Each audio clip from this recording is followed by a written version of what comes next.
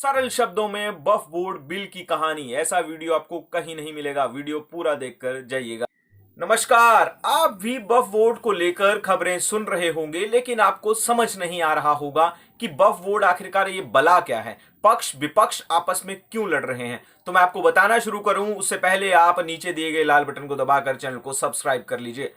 देश में 1954 में वक्फ बोर्ड अधिनियम बनाया गया। वक्फ एक अरबी शब्द है, मतलब दान, यानी मुस्लिम समाज को कोई यदि अपनी संपत्ति धार्मिक उद्देश्य से दान करता है तो उसका रखरखाव कौन करेगा, उसके लिए बनाया गया वक्फ बोर्ड।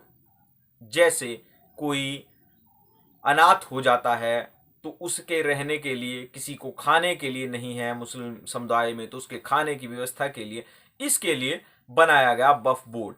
1955 में इसकी संरचना रची गई, पहला संशोधन हुआ 1955 में इसमें, और वक्फ बोर्ड की स्थापना इस तरह से संरचना हो गई।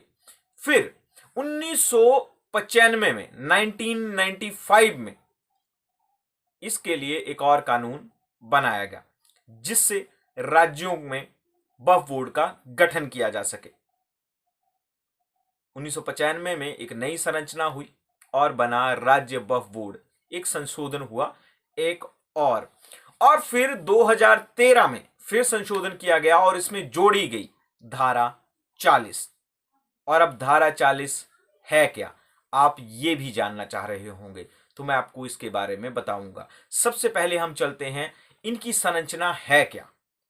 एक होता है केंद्रीय वक्फ परिषद, जो पूरे देश में वक्फ बोर्ड को मैनेज करता है। उसके बाद आता है राज्य वक्फ बोर्ड, जो 32 राज्य वक्फ बोर्ड हैं। यूपी बिहार में 2 हैं, एक शिया वक्फ बोर्ड, एक सुन्नी वक्फ बोर्ड। वैसे ही बिहार में एक शिया वक्फ बोर्ड, एक सुन्नी वक्फ बोर्ड। ये है राज्य। और इसकी एक और है वक्फ न्यायाधिकरण, जिसमें वक्फ के रिलेटेड कोई मामला आता है तो उसके ऊपर जो न्याय, क्योंकि वक्फ अपने मुकदमों की जो जांच पड़ताल करता है और इसका जो कानूनी पचड़ा पची देखता है वो खुद ही देखता है। ये है कहानी। अब वक्फ बोर्ड के पास लगभग 8 लाख एकड़ भूमि है, जो पूरे भारत में तीसरे नंबर पर है। पहले नंबर पर आता है रेलवे, दूसरे नंबर पर आती है सेना और तीसरे नंबर पर आता है वक्फ बोर्ड। वक्फ बोर्ड के पास पूरे देश में तीसरे नंबर की सबसे ज्यादा भूमि है। ये तो कहानी हो गई वक्फ बोर्ड की। अब मैंने आपको बताया कि 2013 में धारा 40 जोड़ी गई, सेक्शन 40 जोड़ी गई। सेक्शन 40 है क्या? सेक्शन 40 है बिलीव टू रिलीजन, अपने धर्म में विश्वास करके अपने धर्म के प्रति कानूनी संरचना रचना। वक्फ बोर्ड, मान लो वक्फ बोर्ड किसी संपत्ति को कह देता है कि वक्फ की संपत्ति है और सामने वाला कहता है कि वक्फ की संपत्ति नहीं है, तो उसकी जांच कौन करेगा? वक्फ बोर्ड ही। यह समस्या है। तो वक्फ बोर्ड की सबसे बड़ी समस्या मैंने आपको बता दी कि किसको लेकर। अब कुछ मुस्लिम इसके लिए खुश भी हैं, कुछ नाराज भी हैं। एक तरह से दोनों तरफ से इसमें वो चल रहा है। विपक्ष ये कह रहा है कि, विपक्ष का कहना है जेपीसी में हमें नहीं शामिल किया गया, जेपीसी में हमारी बात नहीं सुनी गई। और विपक्ष ये भी कह रहा है कि इससे मुसलमानों की जो धार्मिक संरचना है उसके ऊपर आघात किया जा रहा है, और वो कह रहे हैं कि इससे वक्फ की संपत्तियों को हड़पने की कोशिश की जा रही है। अब मैं आपको एक आंकड़ा बताता हूं। 5459 सरकारी संपत्तियों पर वक्फ बोर्ड ने अपना दावा कलीम कर रखा है। हैरानी की बात है। और उसकी सुनवाई वक्फ बोर्ड खुद ही कर रहा है। मुकदमे चले हुए हैं, कानून के पचड़ों में फंसी हुई हैं वो संपत्तियां।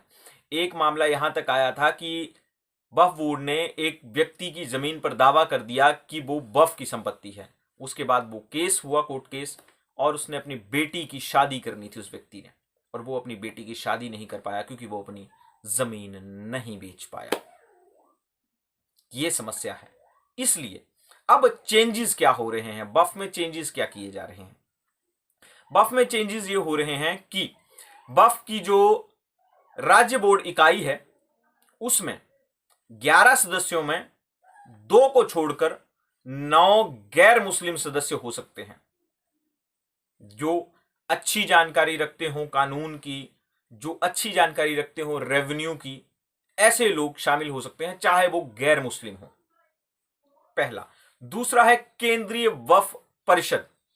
उसमें क्या परिवर्तन हो रहा है? उसमें यह परिवर्तन हो रहा है कि 22 सदस्य यदि केंद्रीय परिषद है तो उसमें से 19 लोग गैर मुस्लिम हो सकते हैं, 2 को छोड़कर। यानी जो लोग संवैधानिक जानकारी रखते हो, जो कानूनी जानकारी रखते हो, वो किसी भी धर्म से हो, वो सिख हो, हिंदू हो, जैन हो, बौद्ध हो, किसी भी धर्म से हो, वो हिस्सा हो सकते हैं केंद्रीय वक्फ परिषद का। और इसी का वक्फ बोर्ड विरोध कर रहा है। इससे पूर्व होता क्या था? इससे पूर्व राज्य बोर्ड जो इकाई थी उसमें सारे के सारे सदस्य मुस्लिम होते थे। जो केंद्रीय इकाई होती थी उसमें सारे के सारे लोग मुस्लिम होते थे। जो इनका न्याय डिपार्टमेंट था, जो इनका लॉ डिपार्टमेंट था एक तरह से कहें, उसमें भी सारे के सारे मुस्लिम होते थे। और यदि ये वक्फ बोर्ड किसी हिंदू की संपत्ति पर यह दावा ठोक देता कि ये वक्फ की संपत्ति है, तो कोई भी ये पैरवी करने वाला उसमें नहीं बचता। इसलिए इसे परिवर्तन के लिए लाया जा रहा है। ये कहना है पक्ष का, यानी सरकार का। सरकार कह रही है कि हम इसलिए ला रहे हैं वक्फ बोर्ड बिल, और विपक्ष कह रहा है कि जो संपत्तियां हैं वक्फ बोर्ड की उसे हड़पने के लिए सरकार ये ला रही है कानून। अब इस कानून की जो जानकार हैं, यदि हमने उनसे पूछा तो उन्होंने कहा कि हां, वक्फ बोर्ड में चेंजेस जरूरी थे, होने चाहिए थे, लेकिन वो किस तरह से होने थे इसकी जो बात है वो जेपीसी में सारे इसको राजनीतिक मुद्दा ना बनाने की बजाय इसको जेपीसी में सभी जो राजनीतिक दल थे उनके सदस्य आते, वो आपस में चर्चा करते, एक सहमति बनाते और उसमें परिवर्तन कर देते। मैंने आपको सरल और सिंपल भाषा में बताया कि कैसे वक्फ बोर्ड में बिल आ रहा है और उस बिल में क्या परिवर्तन हो रहे हैं। ये सिंपल से शब्दों में था। आपको लंबे लंबे अब बदल रहा है वक्फ बोर्ड, ऐसी वीडियोस बहुत सारी मिल रही होंगी, लेकिन सरल भाषा में आपके लिए ये पूरी उपलब्धता मैंने करवा दी है। तो अब चैनल को सब्सक्राइब कर लीजिए, बहुत बहुत हाथ जोड़ के प्रार्थना है। जैसे ही हमारे 1000 सब्सक्राइबर कंप्लीट हो जाएंगे, हम नियमित तौर पर आपको वीडियोस उपलब्ध कराना शुरू कर देंगे।